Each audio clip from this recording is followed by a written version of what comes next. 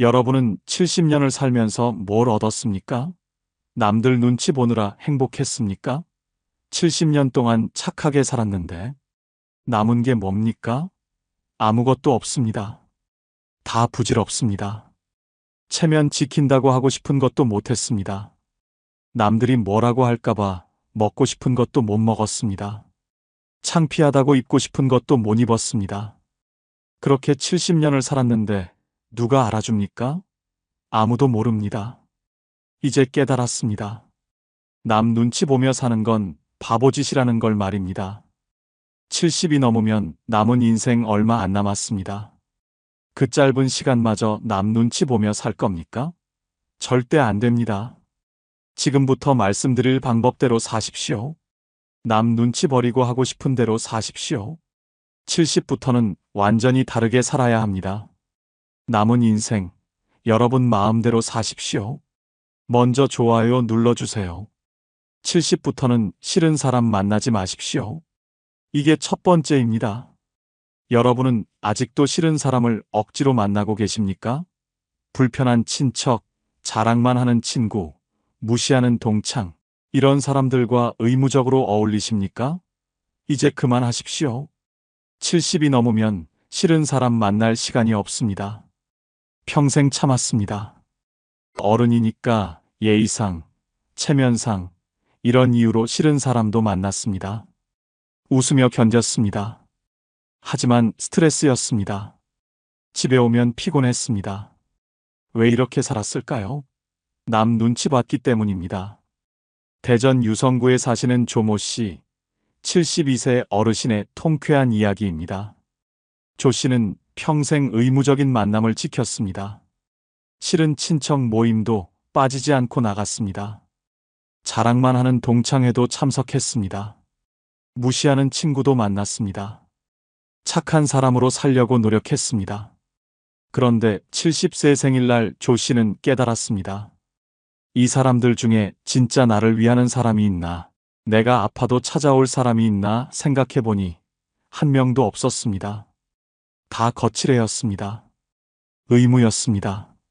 진짜 친구가 아니었습니다. 조 씨는 결심했습니다. 70부터는 싫은 사람 안 만나겠다고 마음먹었습니다. 친척 모임 초대가 왔습니다. 조 씨는 거절했습니다. 바쁘다고, 몸이 안 좋다고 핑계대지 않았습니다. 솔직하게 말했습니다. 가기 싫다고, 앞으로 안 나가겠다고 말했습니다. 친척들이 발끈했습니다. 무례하다고, 버릇없다고 비난했습니다.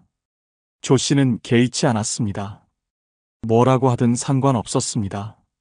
자기 인생입니다. 자기 마음대로 살기로 했습니다.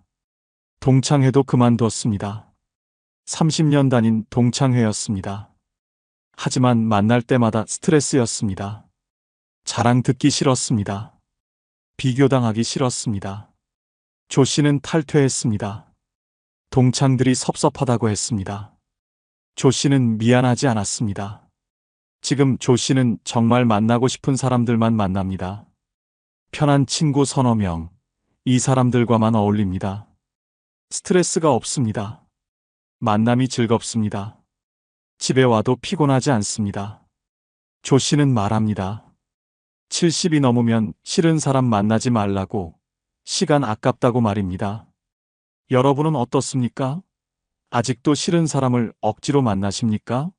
만나고 나면 피곤합니까? 스트레스 받습니까? 그렇다면 이제 그만 만나십시오. 의무감으로 만나지 마십시오. 거절하십시오. 가기 싫은 모임은 거절하십시오. 핑계 대지 마십시오. 솔직하게 말하십시오.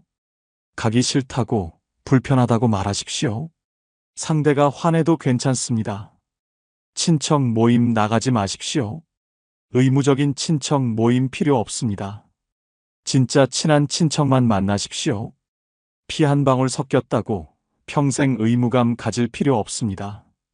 동창회 그만두십시오. 자랑만 하고 비교만 하는 동창회 필요 없습니다. 진짜 친구는 동창회밖에 있습니다. 동창이라고 다 친구는 아닙니다. 무시하는 친구 정리하십시오. 여러분을 무시하는 친구 왜 만납니까? 그런 사람은 친구가 아닙니다. 과감히 정리하십시오. 연락 끊으십시오. 불편한 사람 피하십시오. 만나면 기분 나쁜 사람 있습니까? 피하십시오. 같은 경로당 다니면 시간 바꾸십시오. 같은 복지관 다니면 다른 프로그램 선택하십시오. 나쁜 사람으로 보여도 괜찮습니다. 싫은 사람 안 만난다고 나쁜 사람 아닙니다. 오히려 솔직한 사람입니다. 착한 척하는 게 더 나쁩니다. 남은 시간 아까워하십시오. 70이 넘으면 남은 시간이 얼마 없습니다. 그 소중한 시간을 싫은 사람에게 낭비하지 마십시오. 좋아하는 사람과 보내십시오. 좋아하는 사람들과만 어울리십시오. 편한 사람, 웃게 만드는 사람, 위로되는 사람, 이런 사람들과만 시간을 보내십시오. 인생이 행복해집니다. 70부터는 선택하십시오. 누구를 만날지 여러분이 정하십시오. 의무도 없고 강요도 없습니다. 여러분 마음입니다. 싫은 사람 만나지 마십시오. 인생이 너무 짧습니다. 70부터는 하기 싫은 일 거절하십시오. 이게 두 번째입니다. 여러분은 아직도 안 하고 싶은 일을 억지로 하십니까? 자녀 부탁이라고, 친구 부탁이라고, 거절 못하고. 다 들어주십니까? 70이 넘으면 그만하십시오. 하기 싫으면 싫다고 말하십시오. 평생 착하게 살았습니다. 부탁받으면 거절 못했습니다. 손주 돌봐달라면 돌봤습니다. 친구가 일 도와달라면 도왔습니다. 동네 일 맡아달라면 맡았습니다. 착한 사람이라는 소리 들었습니다. 하지만 행복했습니까? 아닙니다. 피곤했습니다. 울산 중구에 사시는 김모 씨, 73세 어르신의 반전 이야기입니다. 김 씨는 평생 부탁을 거절하지 못했습니다. 착한 사람으로 유명했습니다. 딸이 손주 봐달라고 하면 봤습니다. 일주일에 닷새를 손주 돌봤습니다. 힘들었지만 참았습니다. 친구가 이사 도와달라고 하면 도왔습니다. 아픈 몸 이끌고 나갔습니다. 경로당에서 총무 맡아달라고 하면 맡았습니다. 귀찮았지만 거절 못했습니다. 김 씨는 항상 바빴습니다. 자기 시간이 없었습니다. 70세 되던 해, 김 씨는 병원에 입원했습니다. 과로로 쓰러졌습니다. 의사가 말했습니다. 쉬어야 한다고, 무리하지 말라고 경고했습니다. 김 씨는 병실에 누워 생각했습니다. 내가 뭐 하려고 이렇게 사나, 남 부탁 들어주느라 내 건강 망쳤구나 깨달았습니다. 퇴원 후 김 씨는 달라졌습니다. 딸이 손주 봐달라고 했습니다. 김 씨는 거절했습니다.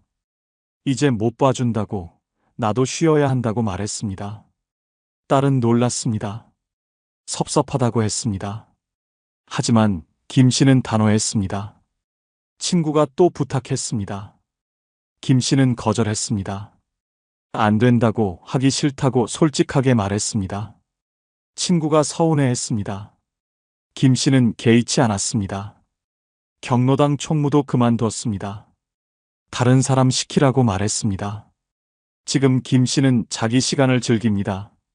하고 싶은 일만 합니다. 손주 보고 싶을 때만 봅니다. 친구 돕고 싶을 때만 돕습니다. 억지로 하지 않습니다. 건강도 좋아졌습니다. 김 씨는 말합니다. 70이 넘으면 하기 싫은 일 거절하라고. 그게 자기를 지키는 길이라고 말입니다. 여러분은 어떻습니까? 아직도 부탁을 다 들어주십니까? 거절 못하고 억지로 하십니까? 나중에 후회하십니까? 70이 넘으면 거절하십시오. 안 된다고 말하십시오. 손주 돌보기 거절하십시오. 자녀가 부탁해도 안 된다고 말하십시오. 여러분도 쉴 권리가 있습니다. 손주 키우는 건 부모 책임입니다. 조부모 의무가 아닙니다. 집안일 도와달라는 것도 거절하십시오. 자녀 집 청소해주고 밑반찬 해주고 이런 거 그만하십시오. 70이 넘어서까지 자녀 뒷바라지할 필요 없습니다. 돈 빌려달라는 것도 거절하십시오. 친구든 친척이든 거절하십시오. 70이 넘으면 돈 벌 수도 없습니다. 여러분 돈은 여러분이 쓰십시오. 경조사 다 갈 필요 없습니다. 안 친한 사람 경조사 가지 마십시오. 의무감으로 가지 마십시오. 정말 축하하고 위로하고 싶은 사람만 가십시오. 봉사활동 그만두십시오. 의무적으로 하는 봉사 그만두십시오. 하기 싫으면 하지 마십시오. 봉사는 자발적인 겁니다. 억지로 하는 건 봉사가 아닙니다. 모임 간사하지 마십시오. 귀찮은 일 떠맡지 마십시오.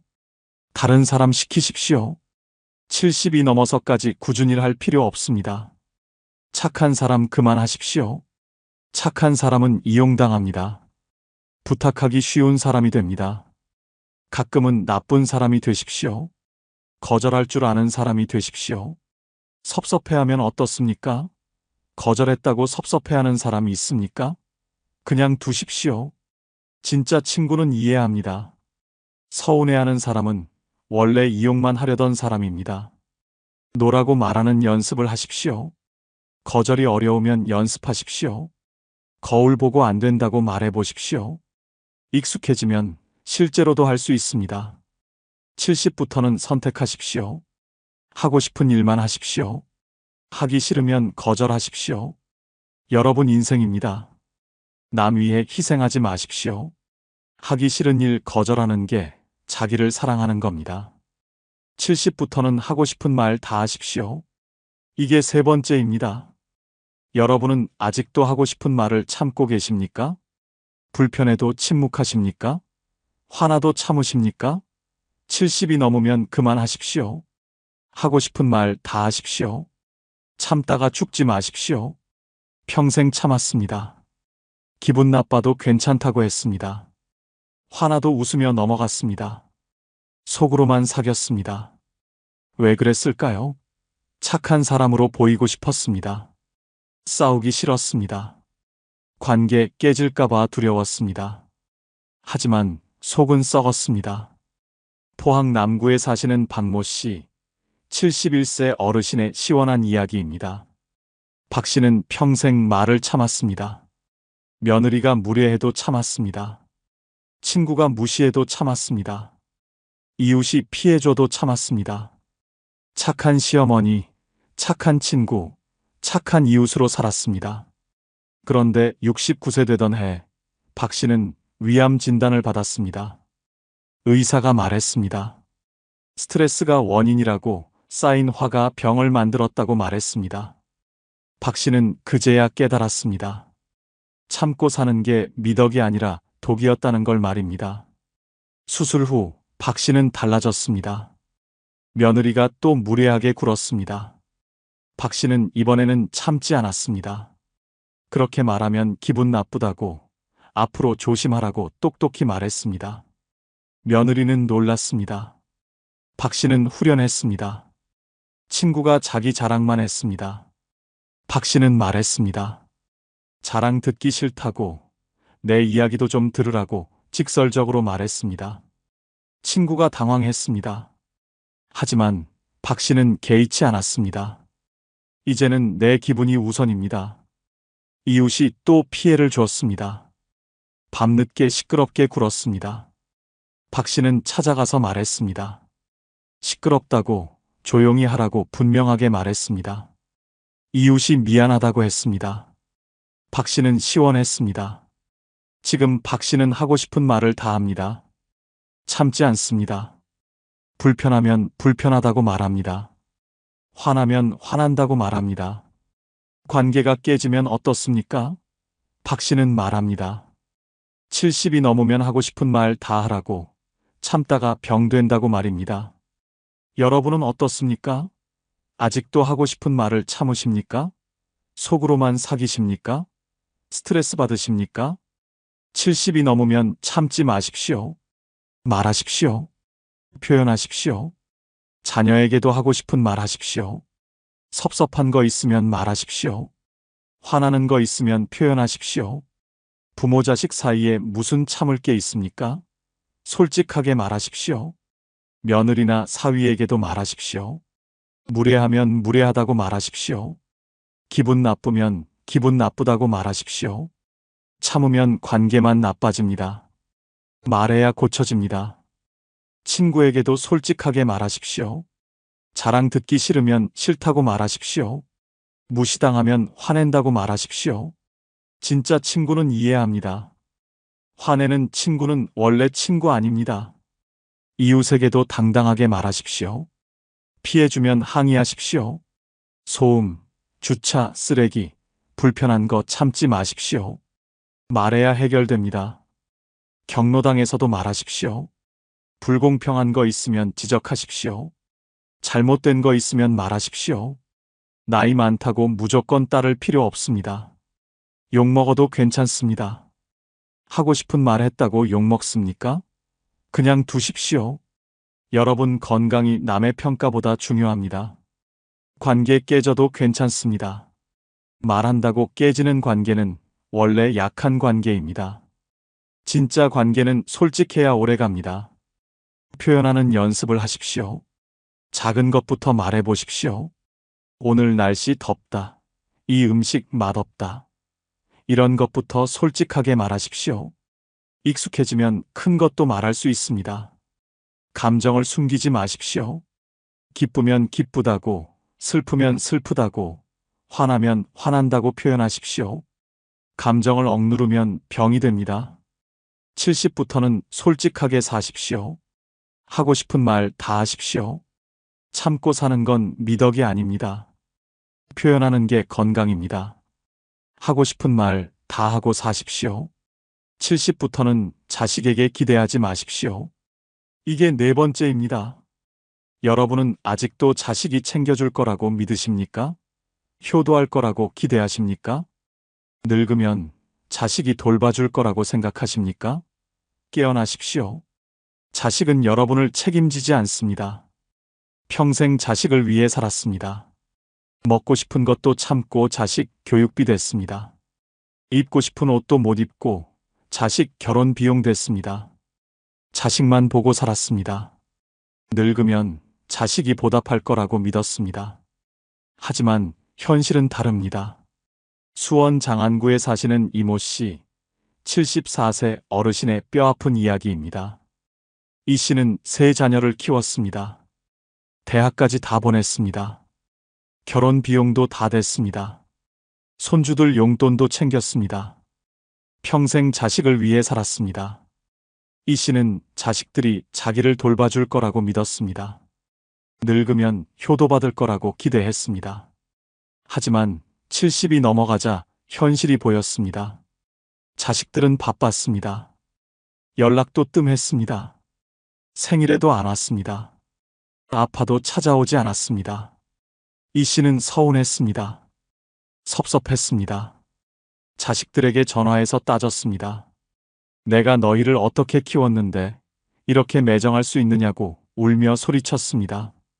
자식들은 변명만 했습니다. 바쁘다고, 시간이 없다고, 미안하다고만 말했습니다. 이 씨는 우울해졌습니다. 자식 원망하며 매일 울었습니다. 친구들에게 하소연했습니다. 자식 때문에 살맛이 안 난다고 말했습니다. 건강도 나빠졌습니다. 자식 때문에 스스로를 망가뜨렸습니다. 72세 되던 해 친구가 이 씨에게 말했습니다. 자식에게 기대하지 말라고, 자식은 자식 인생 사는 거라고 조언했습니다. 이 씨는 처음엔 받아들이기 힘들었습니다. 하지만 생각해보니 맞는 말이었습니다. 이 씨는 마음을 바꿨습니다. 자식에게 기대하지 않기로 했습니다. 자식들 인생은 자식들 것이라고 인정했습니다. 더 이상 서운해하지 않기로 했습니다. 자식 생각할 시간에 친구를 만났습니다. 취미 생활을 시작했습니다. 지금 이 씨는 행복합니다. 자식들이 연락 안 해도 괜찮습니다. 오면 반갑고 안 와도 상관없습니다. 자식에게 기대하지 않으니 서운할 일이 없습니다. 이 씨는 말합니다. 70이 넘으면 자식 버리고 살라고, 그게 행복의 비결이라고 말입니다. 여러분은 어떻습니까? 아직도 자식이 찾아오기를 기다리십니까? 전화 오기를 손꼽아 기다리십니까? 그 기다림이 여러분을 불행하게 만듭니다. 자식은 감사 보너스입니다. 와주면 고맙고 안 와도 섭섭하지 않은 존재로 생각하십시오. 이렇게 생각하면 마음이 편합니다. 자식에게 의존하지 마십시오. 경제적으로도 정서적으로도 독립하십시오. 내 삶은 내가 책임진다는 마음가짐이 필요합니다. 자식 없이도 행복할 수 있습니다. 자식에게 베풀지 마십시오. 이제 그만 주십시오. 용돈도 그만, 집안일 도와주기도 그만, 손주 봐주기도 그만하십시오. 여러분 시간과 돈은 여러분을 위해 쓰십시오. 자식 대신 친구를 만드십시오. 자식보다 친구가 더 가깝습니다. 어려울 때 옆에 있어주는 건 자식이 아니라 친구입니다. 친구에게 투자하십시오. 자식 자랑하지 마십시오. 자식 잘 됐다고 자랑하지 마십시오. 자식과 여러분은 별개입니다. 자식 업적으로 자기를 포장하지 마십시오. 자식 걱정하지 마십시오. 자식이 잘못되어도 여러분 탓이 아닙니다. 자식은 독립된 인격체입니다. 책임지려 하지 마십시오. 자식과 거리를 두십시오. 너무 가깝지도 너무 멀지도 않게 지내십시오. 서로의 삶을 존중하십시오. 간섭하지 말고 기대하지 마십시오. 자식 없이 사는 연습을 하십시오. 자식 생각 안 하고 하루를 보내보십시오. 자식 없어도 충분히 행복할 수 있습니다. 자식에게 기대를 버리는 순간 인생이 자유로워집니다. 서운함도 없고 섭섭함도 없고 화도 없습니다. 70부터는 자식 없이 사는 연습을 하십시오. 그게 행복의 시작입니다. 70부터는 돈 쓰는 것에 최소한의 미안함도 느끼지 마십시오. 이게 5번째입니다. 여러분은 돈 쓸 때마다 죄책감 느끼십니까? 자식 생각나십니까? 아깝다는 생각 드십니까? 70이 넘으면 그만하십시오. 여러분 돈입니다. 마음껏 쓰십시오. 미안해하지 마십시오. 평생 돈을 아꼈습니다. 자식 주려고 모았습니다. 나중을 위해 아꼈습니다. 여행 가고 싶어도 참았습니다. 맛있는 거 먹고 싶어도 참았습니다. 좋은 옷 입고 싶어도 참았습니다. 돈 쓰는 게 죄악처럼 느껴졌습니다. 청주 서원구에 사시는 최모 씨, 73세 어르신의 통쾌한 이야기입니다. 최 씨는 평생 검소하게 살았습니다. 돈 쓰는 걸 최대한 아꼈습니다. 은행 통장에는 1억 원이 넘게 모였습니다. 집도 있었습니다. 경제적으로 여유가 있었습니다. 하지만 쓰지 못했습니다. 친구들이 제주도 여행 가자고 했습니다. 최 씨는 거절했습니다. 돈 아깝다고 말했습니다. 친구들이 맛있는 거 먹으러 가자고 했습니다. 최 씨는 사양했습니다. 집에서 먹는 게 낫다고 말했습니다. 새 옷 사자는 자녀 말도 거절했습니다. 입을 옷 많다고 말했습니다. 70세 되던 해 친구 한 명이 갑자기 세상을 떠났습니다. 그 친구는 돈이 없었습니다. 하지만 행복하게 살았습니다. 여행도 많이 다녔습니다. 맛있는 것도 많이 먹었습니다. 좋은 옷도 입었습니다. 후회 없이 살다 갔습니다. 최 씨는 충격받았습니다. 친구는 돈 없이도 행복했는데 자기는 돈이 있어도 불행했습니다. 통장에 1억 원이 있어도 써본 적 없었습니다. 이러다 친구처럼 갑자기 죽으면 어떻게 되나, 이 돈은 누가 쓰나 생각하니 허무했습니다. 최 씨는 결심했습니다. 이제 돈 쓰며 살기로 했습니다. 미안해하지 않기로 했습니다. 친구들과 제주도 여행을 갔습니다. 비행기 타고 좋은 호텔에 묵고 맛있는 거 먹었습니다. 돈이 많이 들었습니다. 하지만 행복했습니다. 최 씨는 옷도 샀습니다. 비싼 옷을 샀습니다. 멋진 옷을 입으니 기분이 좋았습니다. 자신감도 생겼습니다. 외식도 자주 했습니다. 친구들과 좋은 식당에 갔습니다. 돈 아깝지 않았습니다. 행복했습니다. 지금 최 씨는 마음껏 돈을 씁니다. 미안해하지 않습니다. 여행도 가고 맛있는 거 먹고 좋은 옷 입습니다. 통장 잔액은 줄었지만 행복은 늘었습니다. 최 씨는 말합니다. 70이 넘으면 돈 펑펑 쓰라고 미안해할 필요 없다고 말입니다. 여러분은 어떻습니까? 돈 쓸 때마다 죄책감 느끼십니까? 자식 생각나서 못 쓰십니까? 아까워서 참으십니까? 70이 넘으면 미안해하지 마십시오. 여러분 돈입니다. 자식 주려고 아끼지 마십시오. 자식들은 스스로 벌어서 삽니다. 여러분 돈 없어도 잘 삽니다. 오히려 부모가 행복하게 쓰는 게 자식도 좋아합니다. 나중을 위해 아끼지 마십시오. 나중이 언제입니까? 80세입니까? 90세입니까?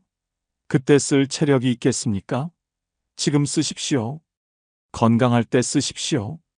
여행 가십시오. 가고 싶은 곳 다 가보십시오. 돈 아깝다고요? 아닙니다. 추억은 돈 주고도 못 삽니다. 여행의 기억이 남은 인생을 풍요롭게 만듭니다.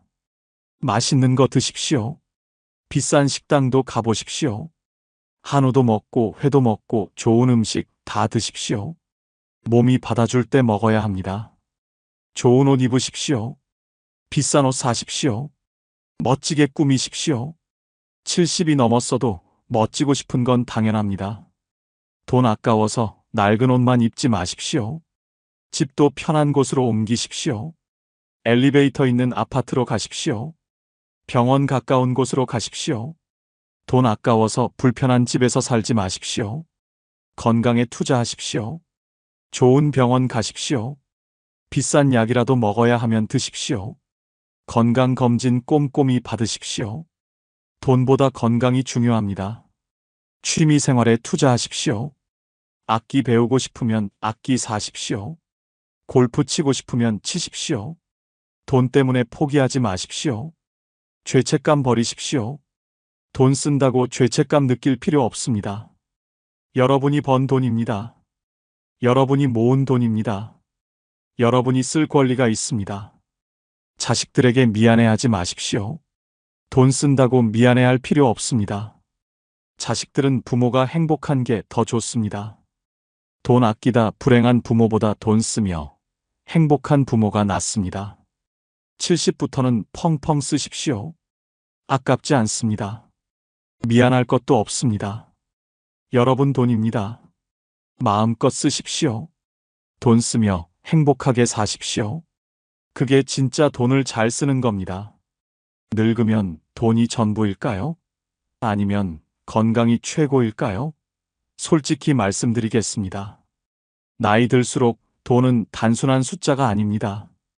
병원에 갈 때마다 쌓이는 진료비, 자녀들에게 짐이 되지 않으려는 마음, 갑자기 목돈이 필요한 순간들을 겪으면서 깨닫게 됩니다.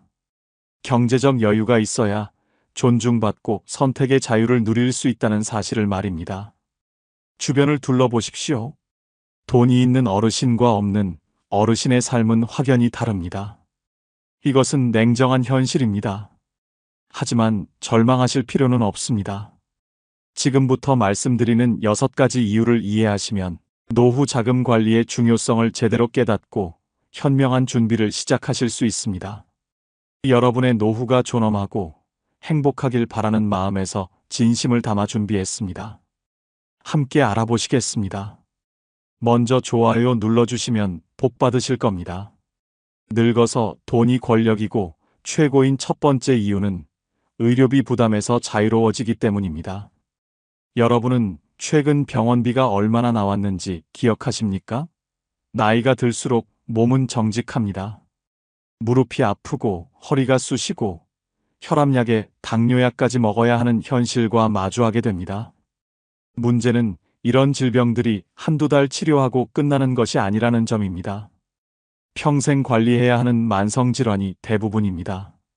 돈이 있으면 아플 때 주저하지 않고 병원에 갈 수 있습니다. 검사가 필요하다고 하면 바로 받을 수 있습니다. 수술이 필요하다면 망설임 없이 결정할 수 있습니다. 하지만 돈이 없다면 어떻습니까? 통증을 참으면서 병원 가는 것을 미루게 됩니다. 검사비가 부담되어 꼭 필요한 검사도 건너뛰게 됩니다. 결국 병은 더 악화되고 나중에는 더 큰 돈이 들어갑니다.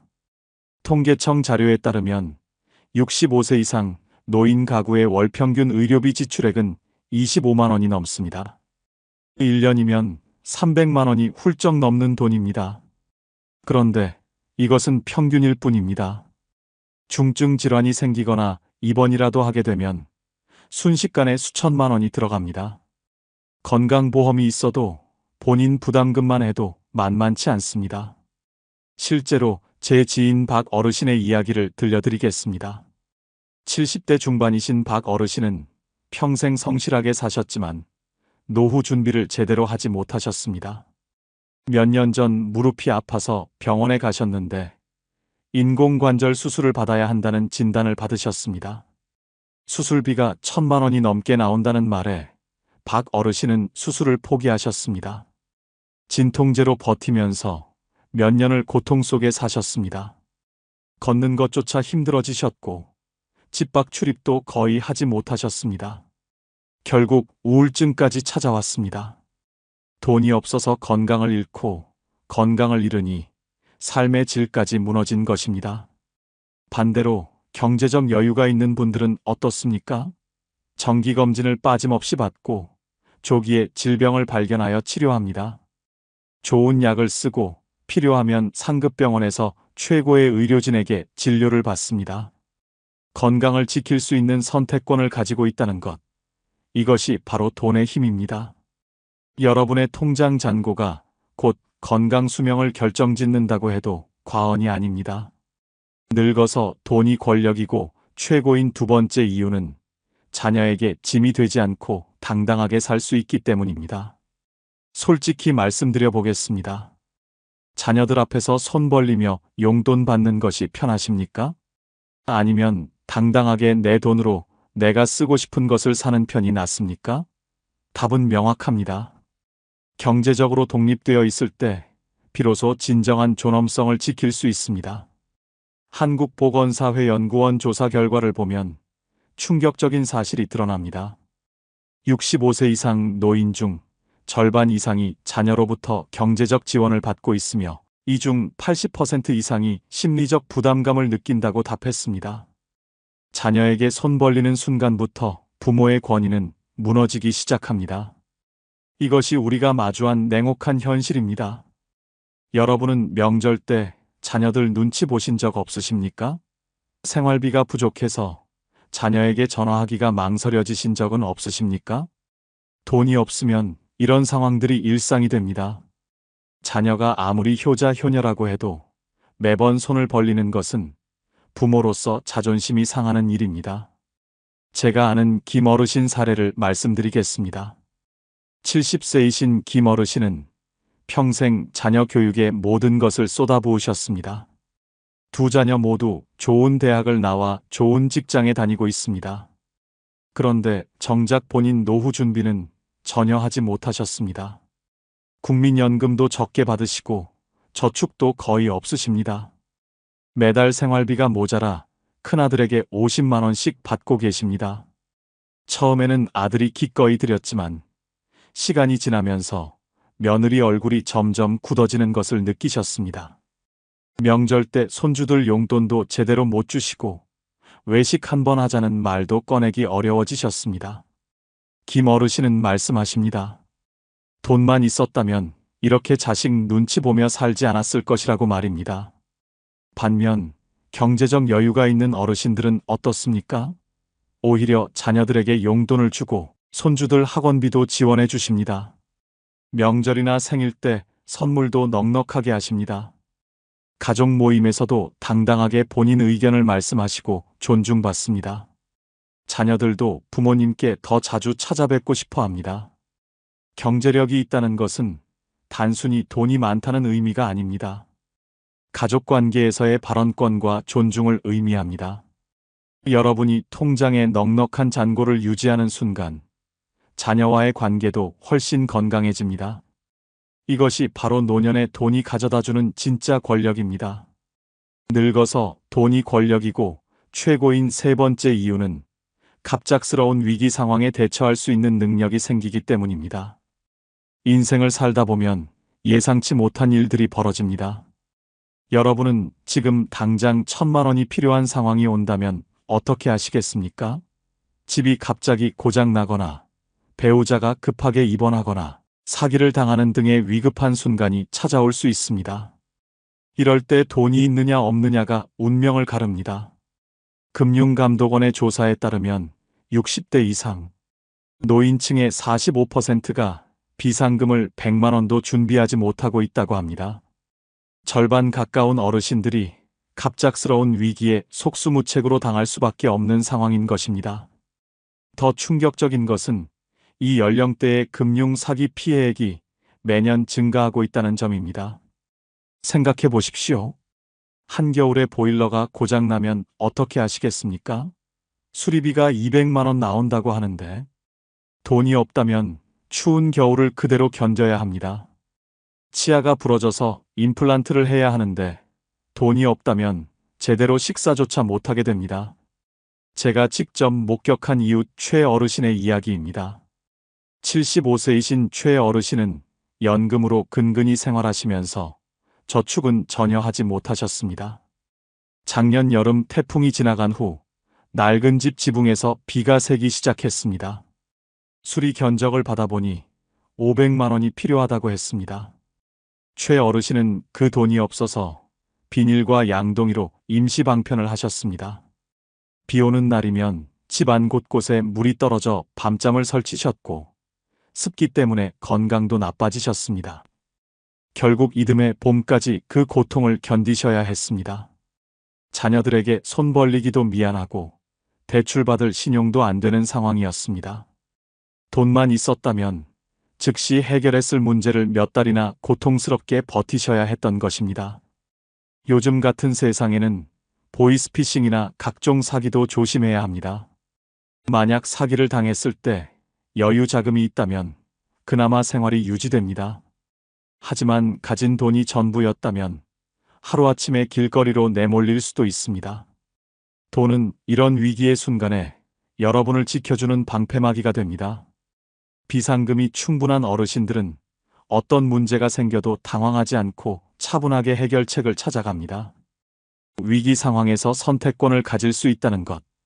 이것이야말로 노년기 경제력이 주는 가장 확실한 안전망입니다. 늙어서 돈이 권력이고 최고인 네 번째 이유는 사회적 관계에서 존중과 대우를 받을 수 있기 때문입니다. 잔인하게 들리겠지만 현실을 직시해야 합니다. 나이가 들면 사람들은 여러분의 과거 경력이나 명예보다 현재 경제력을 먼저 봅니다.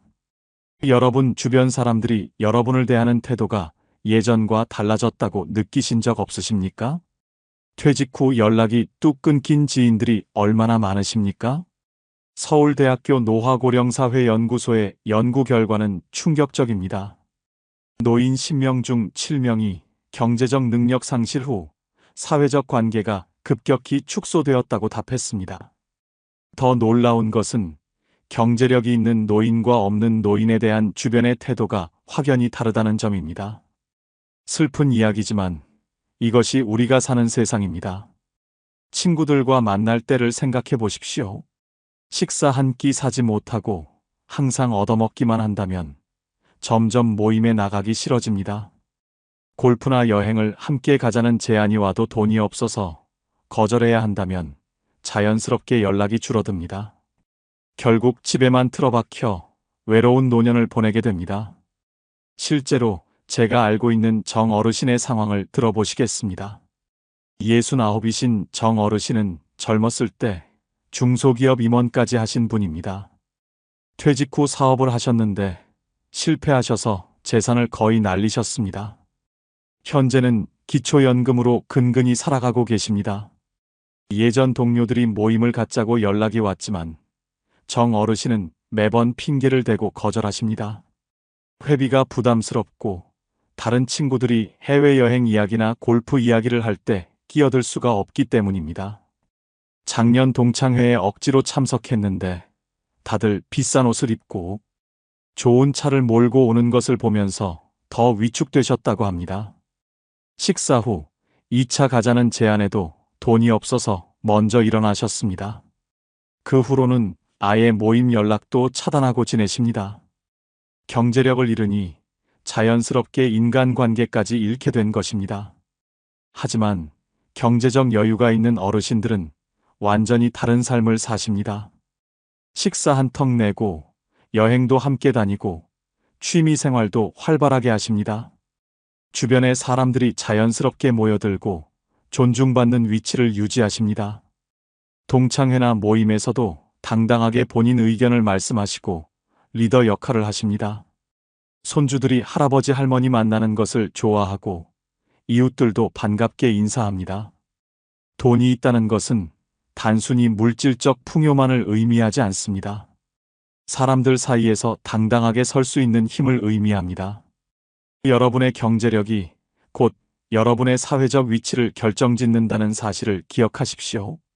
늙어서 돈이 권력이고 최고인 5번째 이유는 삶의 선택권과 자유를 끝까지 지킬 수 있기 때문입니다. 지금 이 순간 여러분은 하고 싶은 일을 자유롭게 하고 계십니까? 가고 싶은 곳에 마음대로 갈 수 있으십니까? 경제력이 없으면 모든 선택이 제한됩니다. 먹고 싶은 음식도 가격표를 먼저 보게 되고 여행도 꿈꿀 수 없게 됩니다. 심지어 어디서 어떻게 살아갈지조차 스스로 결정하지 못하는 상황에 내몰립니다. 한국노인인력개발원의 최근 조사를 보면 가슴이 아픕니다. 70세 이상 노인 중 62%가 경제적 이유로 원하지 않는 곳에서 원하지 않는 방식으로 살고 있다고 답했습니다. 본인이 살고 싶은 곳에서 원하는 방식대로 살 자유조차 없는 것입니다. 이보다 더 슬픈 노년이 어디 있겠습니까? 여러분이 만약 요양원에 가야 하는 상황이 온다면 어떻게 하시겠습니까? 돈이 있으면 깨끗하고 좋은 시설을 선택할 수 있습니다. 하지만 돈이 없다면 선택권 없이 정부 지원 시설에 배정받아야 합니다. 먹고 싶은 것, 입고 싶은 것, 하고 싶은 취미 활동까지 모두 포기해야 합니다. 제가 봉사활동을 하면서 만난 강 할머니의 이야기를 들려드리겠습니다. 81살이신 강 할머니는 평생 남편 뒷바라지와 자녀 양육에만 헌신하셨습니다. 남편이 돌아가신 후 자녀들과 함께 살게 되었는데 며느리와 관계가 좋지 않았습니다. 본인이 원하는 것은 작은 원룸이라도 독립해서 자유롭게 사는 것이었습니다. 하지만 경제력이 전혀 없는 강 할머니는 선택권이 없었습니다. 매일 며느리 눈치를 보며 작은 방 한 칸에서 조용히 지내셔야 했습니다. 친구들 만나러 나가고 싶어도 교통비가 부담되어 자주 나가지 못하셨습니다. 좋아하던 화초 가꾸기도 성당 활동도 모두 포기하셨습니다. 강 할머니는 눈물을 글썽이며 말씀하셨습니다. 젊었을 때 내 앞가림이라도 할 만큼 돈을 모아놨더라면 이렇게 눈치 보며 살지는 않았을 거라고 말입니다. 자유를 잃은 노년이 얼마나 비참한지 보여주는 사례입니다. 반대로 경제적 자립이 된 어르신들은 어떻습니까? 혼자 살고 싶으면 혼자 살고 자녀와 함께 살고 싶으면 함께 삽니다. 여행 가고 싶을 때 가고 배우고 싶은 것이 있으면 배웁니다. 맛있는 음식도 마음껏 드시고 문화생활도 즐기십니다. 아프면 좋은 병원 가고 필요하면 간병인도 쓰십니다. 인생의 마지막까지 본인이 주인으로 살아갈 수 있습니다. 이것이 바로 진정한 자유입니다. 돈이 있어야 선택할 수 있고 선택할 수 있어야 존엄한 삶을 살 수 있습니다. 여러분의 노후 자금은 단순한 돈이 아닙니다. 여러분의 자유와 존엄성 그 자체입니다. 지금이라도 늦지 않았으니 노후를 위한 경제적 준비를 시작하십시오. 늙어서 돈이 권력이고 최고인 6번째 이유는 생의 마지막 순간까지 품위를 지키며 떠날 수 있기 때문입니다. 누구나 인생의 마지막을 맞이합니다. 그런데 여러분은 어떤 모습으로 생을 마감하고 싶으십니까? 자녀들에게 빚과 부담만 남기고 떠나고 싶으십니까? 아니면 정리된 삶으로 편안하게 떠나고 싶으십니까? 경제력은 생의 마지막 순간에도 여러분의 존엄성을 결정짓습니다. 대한장례지도사협회의 통계를 보면 현실이 적나라하게 드러납니다. 장례 비용 평균이 2천만 원을 넘어섰으며 경제력이 없는 노인의 경우 자녀들이 장례비 마련에 큰 어려움을 겪는다고 합니다. 심지어 일부는 장례를 제대로 치르지 못하고 간소하게 화장만 하는 경우도 30%에 달합니다. 평생 고생하고 살았는데 마지막조차 제대로 보내지 못한다면 얼마나 슬픈 일입니까? 돌아가시기 전 마지막 시간들을 생각해 보십시오. 중환자실에서 연명 치료를 받을 때 비용 걱정 때문에 자녀들이 고민하는 모습을 보고 싶으십니까? 아니면 충분한 의료 혜택을 받으며 편안하게 마지막을 준비하고 싶으십니까? 돈이 있으면 호스피스 병동에서 존엄하게 생을 정리할 수 있습니다. 얼마 전 세상을 떠나신 윤 할아버지의 사례가 생각납니다. 85이셨던 윤 할아버지는 평생 성실하게 사셨지만 노후 준비를 거의 하지 못하셨습니다. 암 판정을 받으시고 병원비가 걱정되어 적극적인 치료를 포기하셨습니다. 자녀들이 치료받으시라고 권했지만 윤 할아버지는 완강히 거절하셨습니다. 자식들에게 빚을 남기고 싶지 않다는 이유였습니다. 결국 집에서 통증을 참으며 마지막 몇 달을 보내셨고 돌아가신 후에도 장례 비용 때문에 자녀들이 친척들에게 돈을 빌려야 했습니다. 윤 할아버지는 평생 자식들 위해 희생하셨는데 마지막까지 부담만 주고 떠나셨다는 죄책감에 편히 눈을 감지 못하셨습니다. 돈만 있었다면 제대로 된 치료도 받고 품위 있는 장례도 치를 수 있었을 것입니다. 경제적 여유가 있는 어르신들은 다릅니다. 미리 장례 비용을 준비해 두고 유언장도 작성하며 자녀들에게 유산까지 남깁니다. 아플 때도 최선의 치료를 받으며 고통을 최소화합니다. 돌아가신 후에도 자녀들이 경제적 부담 없이 정성껏 장례를 치러드립니다. 평생 쌓아온 명예와 존엄성을 마지막 순간까지 지키는 것입니다. 생애 마지막까지 자녀들에게 짐이 되지 않고 떠날 수 있다는 것. 이것이 바로 돈이 주는 최후의 권력입니다. 여러분이 준비한 노후 자금은 살아생전뿐 아니라 생애 마지막까지 여러분을 지켜줄 것입니다. 품위 있는 마무리를 위해서라도 경제적 준비는 필수입니다. 지금 당장 시작하십시오. 늙어서 돈이 권력이고 최고인 7번째 이유는 모든 대인관계에서 당당함을 잃지 않을 수 있기 때문입니다. 여러분은 친구나 친척 앞에서 고개를 숙인 적이 있으십니까? 돈 때문에 하고 싶은 말을 참으신 경험은 없으십니까? 경제력이 없으면 사람들 앞에서 자신감이 사라지고 점점 움츠러들게 됩니다. 당당함은 노년의 자존감을 지키는 가장 중요한 요소입니다. 한국심리학회의 연구 결과에 따르면 65세 이상 노인 중 경제적 어려움을 겪는 사람들의 87%가 대인관계에서 위축감과 열등감을 느낀다고 답했습니다. 돈이 없으면 사람들 만나는 것 자체가 두려워집니다. 이것은 단순한 심리 문제가 아니라 삶의 질을 결정하는 핵심 요인입니다. 친척 모임에 가면 어떻습니까? 다른 사람들은 손주 학원비 대주고 자녀 결혼 자금 보태주는 이야기를 하는데 여러분은 입 한 번 떼기 어렵습니까? 경조사비를 낼 때마다 부담스러워서 모임 자체를 피하게 되지는 않으십니까?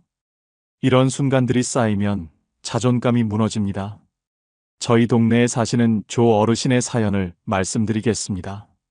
73이신 조 어르신은 예전에 작은 가게를 운영하시다가 부도를 맞으셨습니다. 지금은 기초생활수급자로 살아가고 계십니다. 조 어르신에게는 오랜 친구들이 많았지만 경제적으로 어려워진 후로는 연락을 거의 끊고 지내십니다. 한 번은 친구 생일 파티에 초대받았는데 선물을 준비할 돈이 없어서 가지 못하셨습니다. 동창회에서도 회비를 내지 못해 빠지신 적이 여러 번입니다.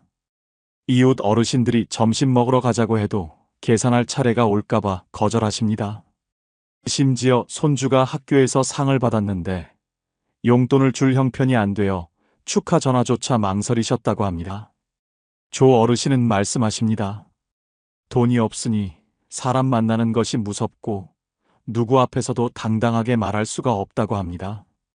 경제력을 잃으니 대인관계에서의 자신감까지 완전히 사라진 것입니다. 하지만 경제적으로 안정된 어르신들은 완전히 다른 삶을 사십니다.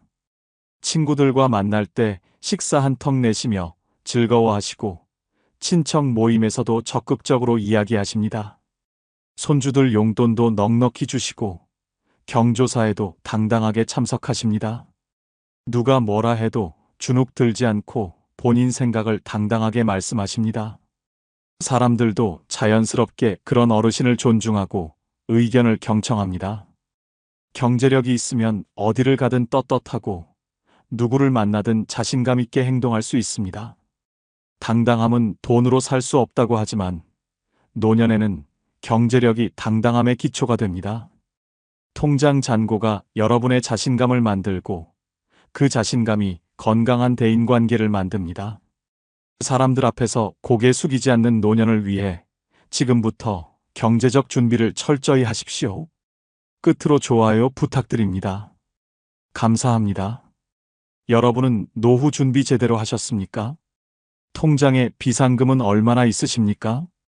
혹시 자식들이 알아서 챙겨줄 거라고 막연하게 생각하고 계신 건 아닙니까? 2024년 통계청 자료에 따르면 우리나라 노인 빈곤율이 무려 37.6%입니다. 65세 이상 어르신 10명 중 4명이 빈곤 상태로 살고 있다는 뜻입니다. OECD 국가 중에서도 압도적인 1위입니다. 더 충격적인 건 혼자 사는 노인 빈곤율은 50%가 넘는다는 사실입니다. 독거노인 2명 중 1명은 가난하게 살고 있습니다. 얼마 전 만난 75살 김 할아버지 이야기입니다. 젊었을 때 사업도 잘 되고 돈도 꽤 벌었던 분입니다. 그런데 노후 준비는 전혀 하지 않았습니다. 자식 셋을 대학까지 보내고 결혼할 때 집도 마련해 줬습니다. 자식들이 잘 되면 자기도 편하게 살 거라고 믿었습니다. 보험도 들지 않았고 저축도 따로 하지 않았습니다. 번 돈은 다 자식들한테 쏟아부었습니다. 그런데 막상 나이 들어보니 현실은 달랐습니다. 자식들은 각자 생활하기 바쁩니다. 대출금 갚고 아이들 학원비 대고 나면 부모님 챙길 여력이 없습니다. 명절에 용돈 10만 원씩 드리는 게 전부입니다. 김 할아버지는 국민연금 조금 받는 것으로 월세 내고 생활합니다. 병원 갈 돈이 없어서 허리 아픈 것도 참고 밥도 하루 2끼만 먹습니다. 오늘 이 영상에서는 노년의 나를 지켜주는 5가지에 대해 말씀드리겠습니다. 이것만 알아도 여러분의 노후가 완전히 달라집니다. 특히 마지막 5번째는 지금 당장 실천할 수 있는 것인데 이걸 모르면 정말 후회하십니다. 끝까지 꼭 보시고 여러분의 노후를 지키시기 바랍니다. 그럼 지금부터 시작하겠습니다. 노년의 나를 지켜주는 첫 번째는 매월 따박따박 나오는 연금입니다. 혹시 매달 정해진 날짜만 되면 자동으로 통장에 돈이 들어오는 경험 해보셨습니까? 이것만큼 든든한 게 또 있을까요? 비가 오나 눈이 오나 아프거나 건강하거나 정해진 날짜에 정확하게 입금됩니다. 이것이 바로 노년의 가장 확실한 안전망입니다. 작년에 만난 박 할아버지 이야기입니다. 78살인데 아직도 일을 하십니다. 왜 일하시냐고 물었더니 이렇게 말씀하셨습니다. 젊었을 때 자영업을 하면서 국민연금을 제대로 안 냈다고 합니다. 당장 생활비 쓰기도 빠듯한데 연금까지 낼 여유가 없었습니다. 나중에 내면 되겠지 하다가 세월이 흘렀습니다. 그래서 지금 받는 연금이 한 달에 20만 원도 안 됩니다. 기초연금 30만 원 합쳐도 50만 원이 채 안 됩니다. 월세가 40만 원이니 남는 돈이 거의 없습니다. 그래서 70이 넘은 나이에도 경비 일을 하십니다. 무릎도 아프고 허리도 아픈데 안 하면 굶습니다. 젊었을 때 연금 조금만 더 냈어도 이렇게까지 고생 안 해도 됐을 텐데 후회하신다고 했습니다. 국민연금 받으시는 분들은 그 느낌을 아실 겁니다. 통장에 찍히는 입금 문자를 보는 순간 가슴이 뭉클합니다. 이 돈으로 이번 달 월세를 내고 쌀을 사고 병원비를 낼 수 있습니다. 금액이 100만 원이든 50만 원이든 중요하지 않습니다. 정기적으로 들어온다는 사실 자체가 삶을 지탱하는 힘입니다. 그런데 여러분, 자식들이 매달 꼬박꼬박 용돈 주던가요? 처음 몇 달은 주다가 슬그머니 끊기지 않던가요? 사람은 변합니다. 자식도 처음엔 효도하려고 하지만 시간 지나면 자기 생활이 바쁩니다. 대출금 갚고 아이들 학원비 대고 나면 부모님 챙길 여력이 없습니다. 이게 냉정한 현실입니다. 연금은 다릅니다. 절대 배신하지 않습니다. 젊었을 때 낸 보험료가 지금 나를 살립니다. 과거의 내가 현재의 나를 지켜주고 있는 겁니다. 얼마나 고마운 일입니까? 반대로 국민연금에 개인연금까지 받는 분들은 어떻습니까? 한 달에 150만 원에서 200만 원 정도 들어옵니다. 생활비로 쓰고도 조금 남습니다. 가끔 외식도 하고 손주들 용돈도 줍니다. 친구들 만나서 차 한 잔 마시는 여유도 생깁니다. 같은 노년인데 이렇게 다릅니다. 공무원 연금이나 사학연금 받는 분들은 더 여유롭습니다. 선생님 하셨던 분들 보면 노후가 정말 안정적입니다. 매달 200만 원 넘게 받으니까 자식들한테 손 안 벌립니다. 오히려 자식들 도와주고 여행도 다닙니다. 이게 바로 연금의 힘입니다. 여러분은 젊었을 때 연금 보험료 내는 게 아깝지 않으셨습니까? 당장 생활비도 빠듯한데 연금까지 떼어가니 속상했을 겁니다.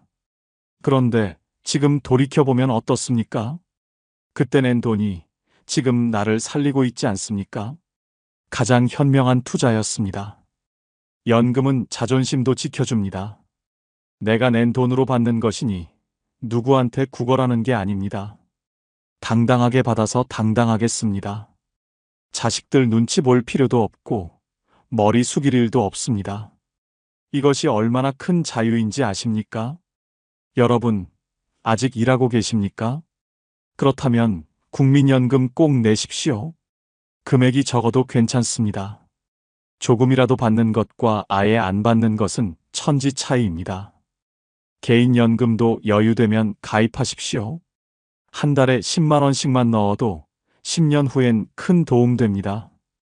매월 따박따박 들어오는 연금이야말로 노년의 나를 지켜주는 가장 확실한 무기입니다.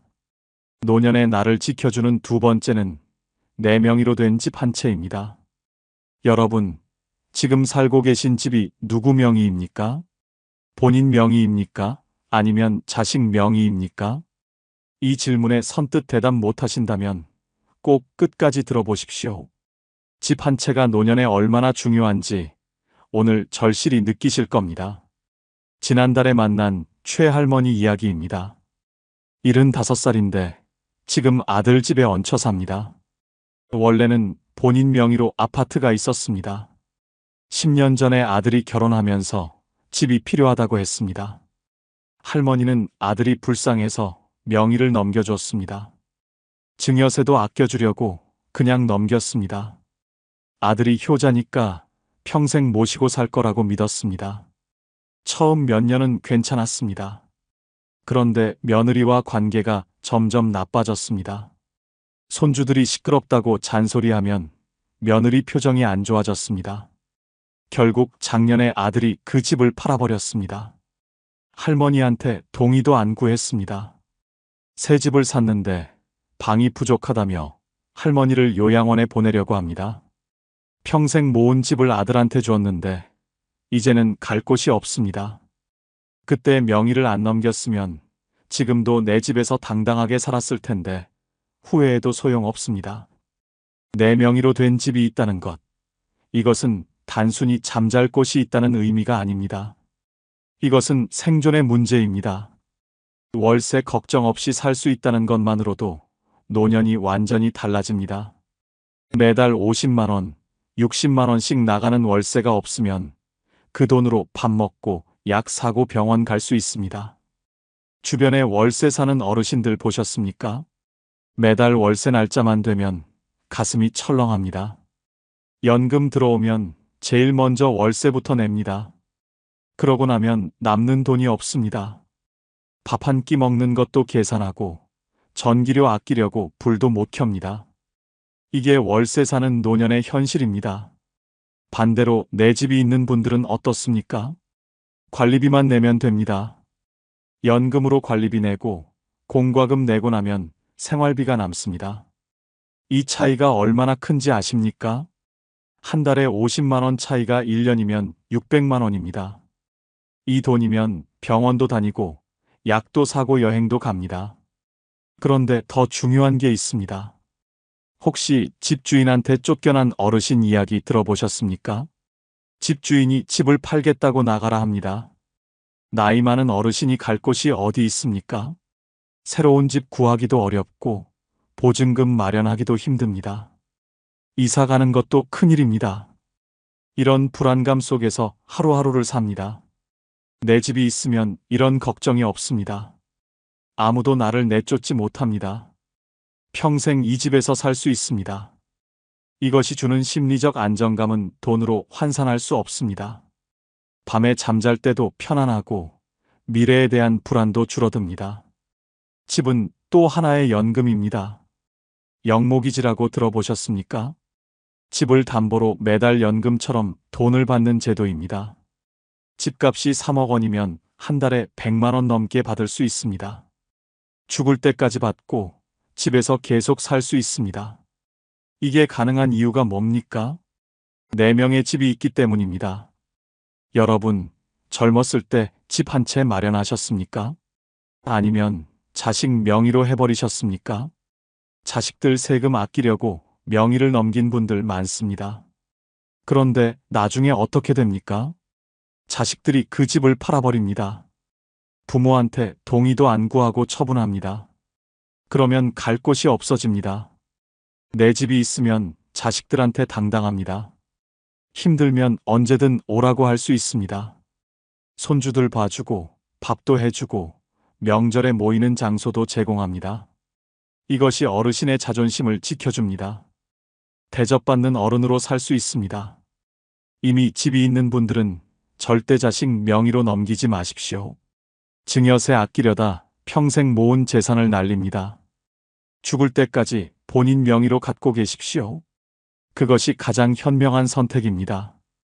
내 명의로 된 집 한 채야말로 노년에 나를 지켜주는 가장 든든한 버팀목입니다. 노년에 나를 지켜주는 세 번째는 젊을 때 가입한 실손보험입니다. 여러분, 병원비 걱정 없이 치료받아 본 적 있으십니까? 큰 병에 걸렸는데 돈 걱정 안 하고 수술 받을 수 있다면 얼마나 마음이 편하겠습니까? 이게 가능한 이유가 바로 보험 때문입니다. 오늘 이 이야기를 듣고 나면 보험이 얼마나 중요한지 뼈저리게 느끼실 겁니다. 작년 겨울에 이웃집 김할머니한테 일어난 일입니다. 68살인데 갑자기 쓰러지셨습니다. 심근경색이었습니다. 응급실로 실려가서 바로 수술했습니다. 중환자실에 일주일, 일반 병실에 2주일 입원했습니다. 병원비가 4,500만 원 나왔습니다. 그런데 김할머니는 젊었을 때 실손보험과 암보험, 심장질환보험을 들어놨습니다. 한 달에 10만 원씩 20년 넘게 냈습니다.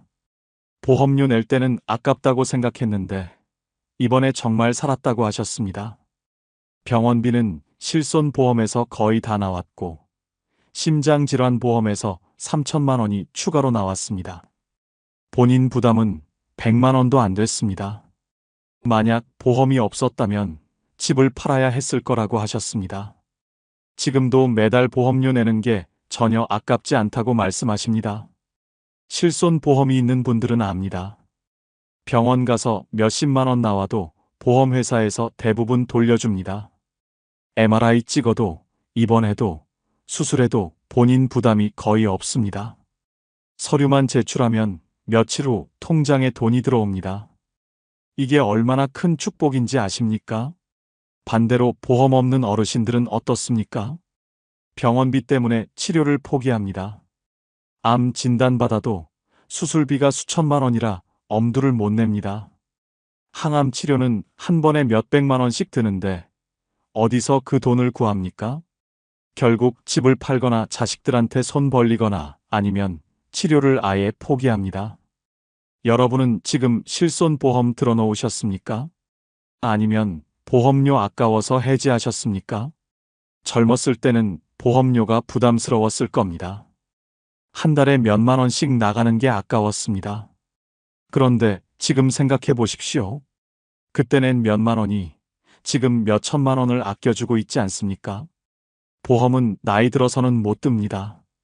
60 넘어서 가입하려면 보험료가 너무 비쌉니다. 한 달에 20만 원, 30만 원씩 나갑니다. 게다가 나이 많으면 아예 가입을 거부당합니다.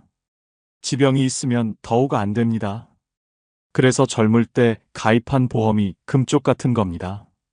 암보험도 마찬가지입니다. 암 진단받으면 몇 천만 원 나옵니다. 이 돈으로 수술하고 항암 치료받고 회복할 수 있습니다. 보험금 받아서 간병비도 쓰고 영양제도 사고 요양병원비도 냅니다. 가족들한테 짐이 안 됩니다. 보험은 자식들도 지켜줍니다. 부모가 아파서 병원비가 필요하면 자식들이 돈을 대야 합니다. 대출받거나 저축한 돈을 깨야 합니다. 형제들끼리 돈 때문에 싸우기도 합니다. 누가 얼마 낼 거냐고 다투고 관계가 틀어집니다. 그런데 보험이 있으면 이런 일이 없습니다. 치매보험도 중요합니다. 나이 들면 치매 올 확률이 높습니다. 치매에 걸리면 요양병원에 들어가야 하는데 한 달에 100만 원 이상 듭니다. 몇 년씩 입원하면 수천만 원이 듭니다.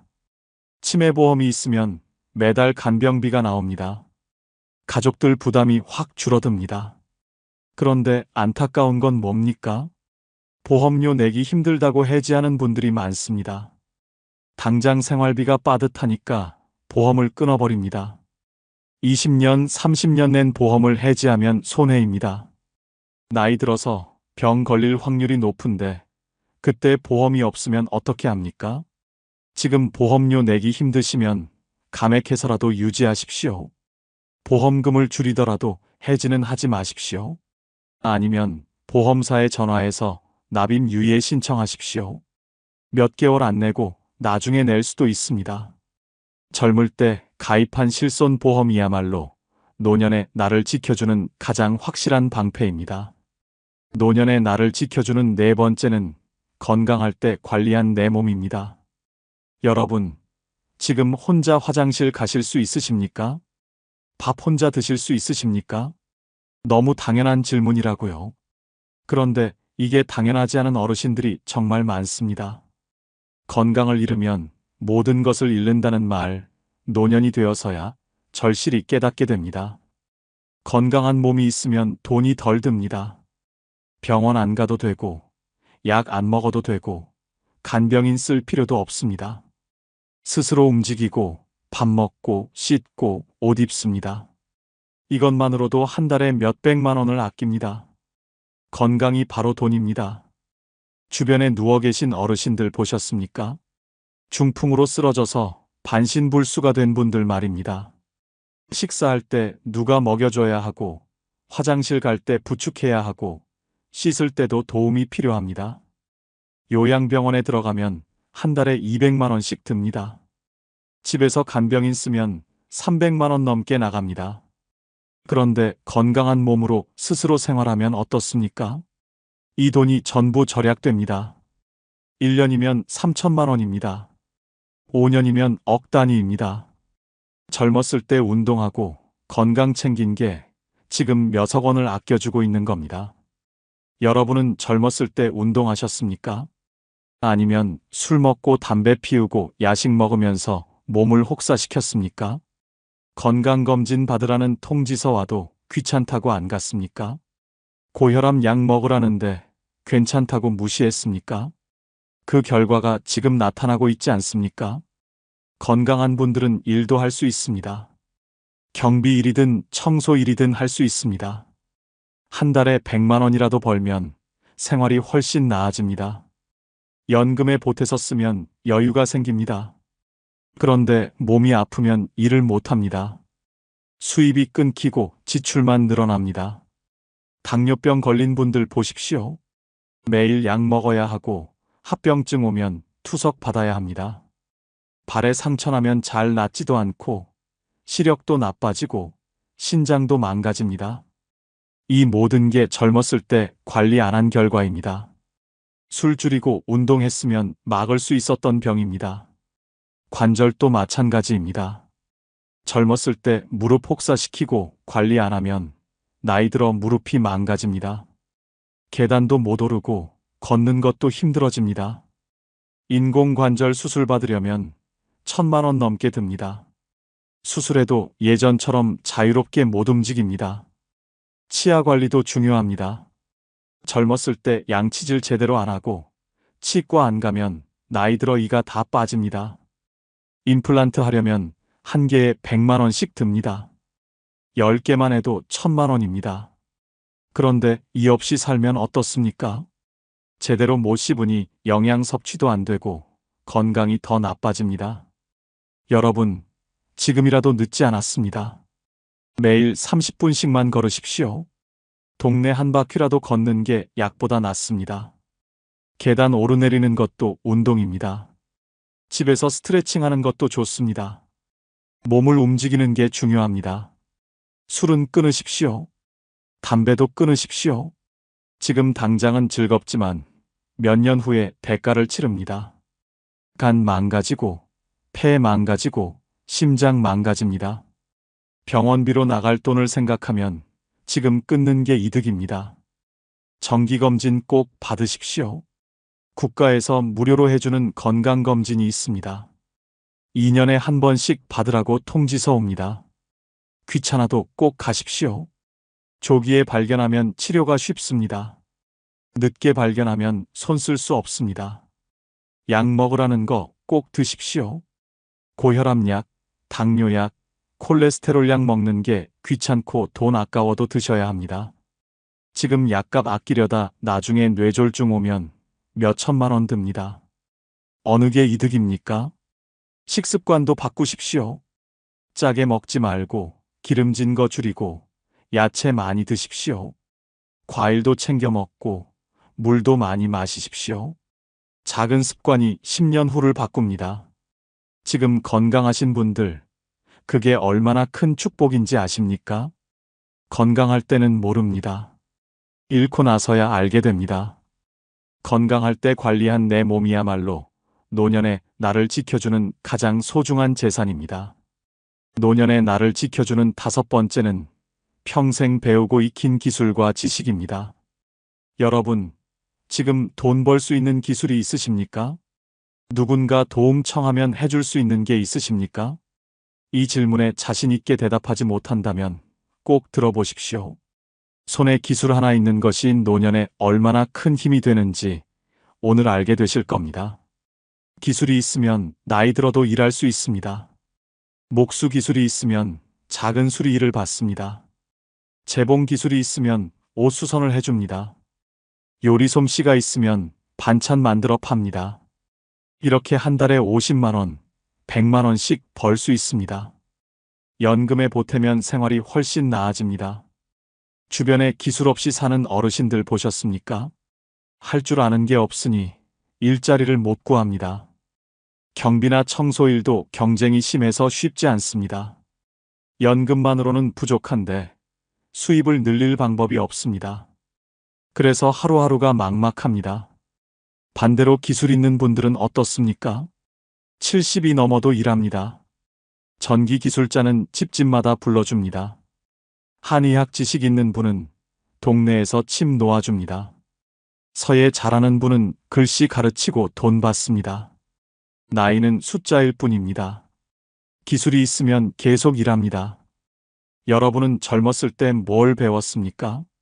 그냥 시키는 일만 하다가 퇴직했습니까?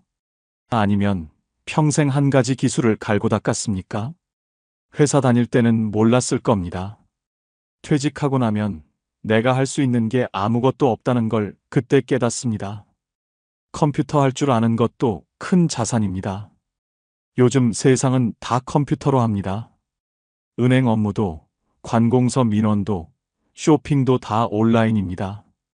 그런데 컴퓨터 못하는 어르신들은 어떻습니까? 자식들한테 부탁해야 하고 동사무소 가서 직원 도움 받아야 합니다. 불편하고 창피합니다. 스마트폰 사용법도 마찬가지입니다. 요즘은 문자 보내고 사진 찍고 영상 보는 게 다 스마트폰으로 됩니다. 자식들과 영상 통화도 하고 손주 사진도 받아봅니다. 이런 걸 못하면 세상과 단절됩니다. 외롭고 답답합니다. 운전면허가 있으면 더 좋습니다. 차가 있으면 병원도 혼자 가고 마트도 가고 친구 만나러도 갑니다. 버스 기다릴 필요 없고 택시비 쓸 일도 없습니다. 자유롭게 이동할 수 있다는 게 얼마나 큰 행복인지 아십니까? 특히 시골에 사시면 차가 필수입니다. 외국어를 할 줄 아는 것도 도움됩니다.